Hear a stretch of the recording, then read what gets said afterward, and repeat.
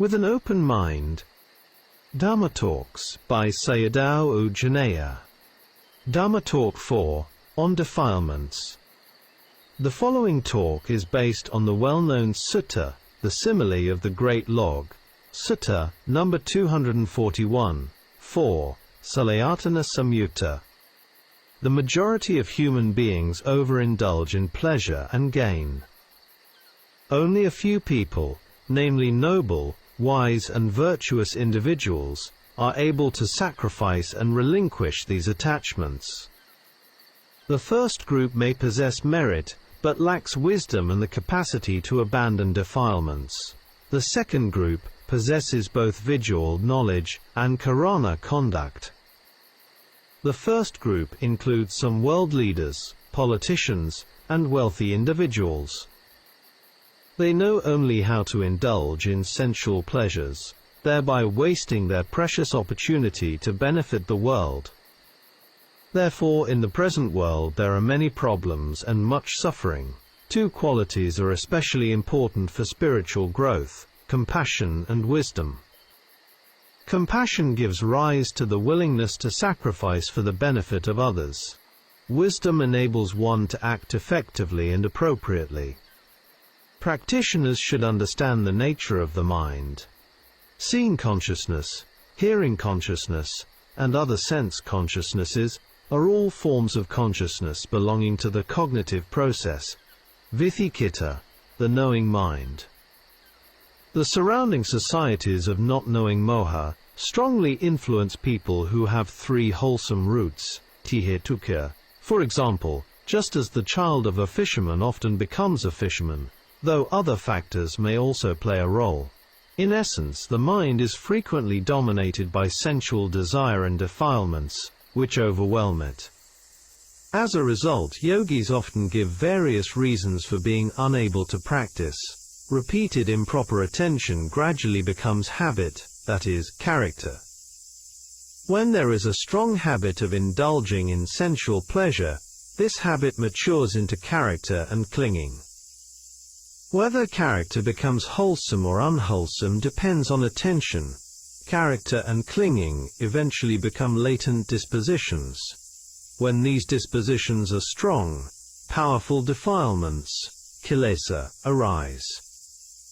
Latent defilements do not have the characteristics of arising, presence and passing away, that is, the three sub-moments.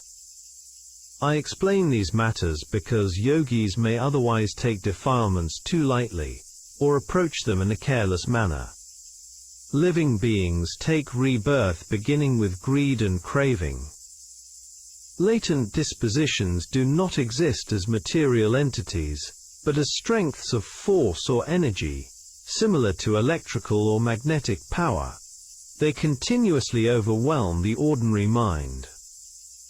For this reason all defiled minds are called unknowing minds. They are unable to properly take the object, and instead overwhelm the knowing mind, which otherwise would be capable of apprehending the object clearly. For example, when one sees a physical form, eye consciousness arises. However, the defiled unknowing mind overwhelms seeing consciousness, preventing discernment of the arising and passing away of mind and matter. Instead, one perceives a man, a woman, a person, someone beautiful, or someone attractive, thereby missing reality. Insight meditation works to reduce the energy of defilements, that is, to battle and weaken the kilesas. Therefore, I ask you to contemplate by focusing properly, not by allowing defilements to enter. When samadhi becomes well established, seeing is just seeing, hearing is just hearing, and so forth, arriving at the level of equanimity, upekkha. At that point, wanting, clinging and action do not arise. This is the cessation of kilesa, specifically ignorance, avijja, and craving, tanha, which otherwise overwhelm the unknowing mind. Thus, defilements cannot be penetrated by practicing lightly or casually. Views such as, when tired one must change posture, or when itching one must scratch, are incorrect. Referring to a meditation system taught by a lay teacher who expounds a version of the middle way. Continue to explain the 10 insight corruptions. Faith, Saddha, the yogi wishes to offer one's life to the Buddha. Effort, Virya, with strong effort, the yogi does not wish to sleep and is able to continue contemplation. Mindfulness, Sati, with strong sati, the yogi is unaware of time passing and may even continue contemplation within dreams, resuming contemplation immediately upon waking. The simile of a log sinking in the middle of a river means that even though the yogi does not cling to self or others, one may still cling to one's practice of Dhamma itself. When samadhi and jnana develop, experiences such as light, rapture, and tranquility may arise. Yogis may not contemplate it and take it as realization. Body light can appear, and yogi takes it as realization of path and fruit. Sometimes yogis fall into sleep and mistakenly believe this to be the cessation of suffering. See the explanations of wrong cessations in Sayadaw Jhaneyya's talks. Rapture, piti, gooseflesh may arise. Tranquility, passaddhi, the yogi can sit longer because body and mind become calm. Happiness, sukha, body and mind feel pleasant. Knowledge, jnana, when knowledge becomes sharp, employed for criticism or judgmental analysis, it misses the essence of phenomena and becomes entangled in excessive reflection. The simile of the great log being lifted onto higher ground refers to conceit, mana. Because of one's experiences, one may look down on others and become conceited. Reflection, some reflections on Abhidhamma. I have found that knowledge of Abhidhamma teachings, together with the study of the suttas, brings great benefit. Abhidhamma provides the supportive conditions for understanding the suttas more penetratively and profoundly. However, there are some scholars and Buddhists who believe that Abhidhamma was not taught by the Buddha and therefore should be neglected, and they even encourage others to adopt the same view. Sometimes it is quite astonishing to see that some people lack basic common sense. What kind of human beings, philosophers, scientists, politicians, economists, or religious leaders, could independently discover and expound Abhidhamma? According to the records, only the Buddha was capable of doing so.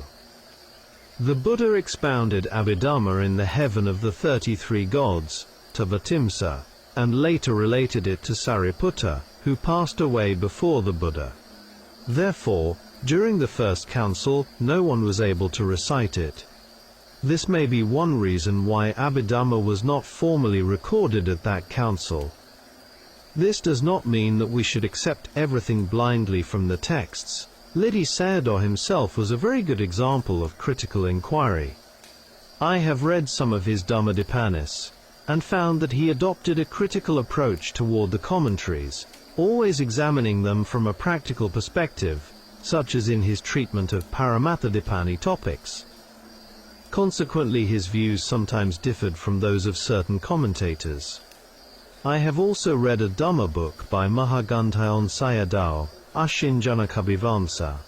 This work consists of a long series of Dhamma discourses on patana, conditional relations. In several places, Sayadaw explained Abhidhamma through the framework of the suttas, and at other times explained the suttas through Abhidhamma. In this way it greatly enhanced our understanding of the Dhamma. For the realization of Dhamma, the teachings of the suttas alone are sufficient. However, I have never encountered anyone who studied Abhidhamma and became stupid or deluded. On the contrary, such people tend to develop bright and sharp minds, as seen in figures such as Ledi Sayadaw and Mogok Sayadaw. The opposite result can also occur. People who possess a great deal of worldly knowledge, much of which is unnecessary, such as that from modern media, are often led into confusion, polluting the mind and increasing defilements, kilesi. People become lost in worldly knowledge, and never progress in the Dharma. Instead they engage in excessive proliferation and thinking. We can see the consequences of this clearly in today's world, even at the international level. A simile or analogy arose in my mind. It is like comparing the Himalayan mountain and an egg. Worldly knowledge is like an egg, whereas Abhidhamma knowledge is like Mount Himalaya. If an egg were to strike Mount Himalaya, what would happen? Only the egg would break into pieces. Anyone who uses worldly knowledge to measure the Dhamma will inevitably fail.